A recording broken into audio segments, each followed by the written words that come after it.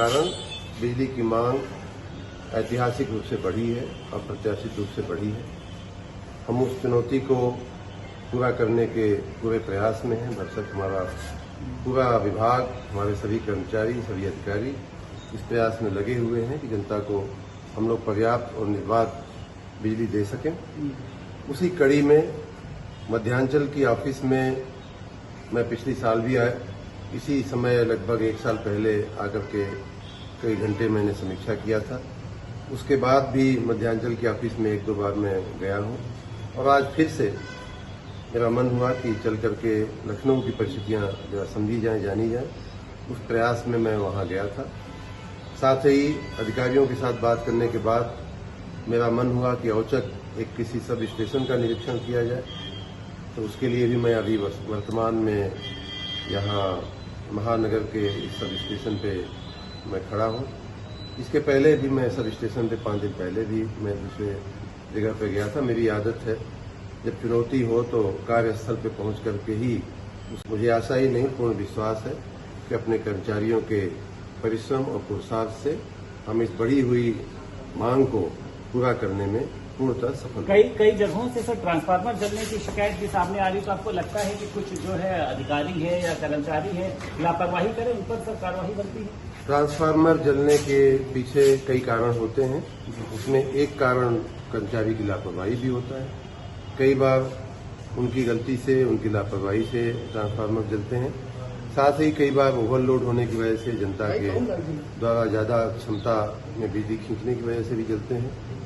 उन सारे कारणों की जांच हो रही है। आज मैंने सख्त निर्देश दिया है कर्मचारियों को कि आपकी लापरवाही के चलते कहीं ट्रांसफार्मर जलने की शिकायत नहीं आनी चाहिए।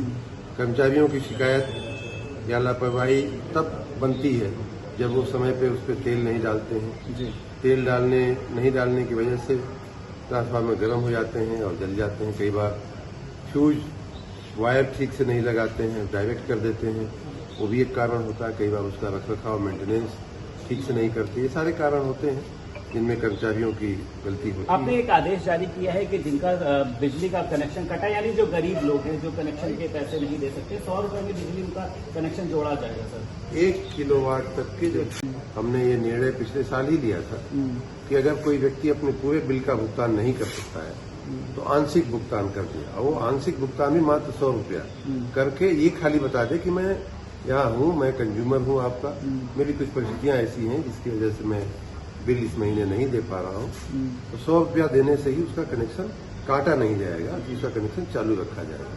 साथ में ये भी व्यवस्था दी गई थी कि अगर आपका बिल बहुत समय तक बाकी रहता है, कट जाता है, तो आप उस बिल का, बकाया बिल का 25% मतलब 1/4 दे करके आप अपना कनेक्शन तुरंत जुड़वा सकते हैं अगर टेम्पोररी डिस्कनेक्शन हुआ है तो।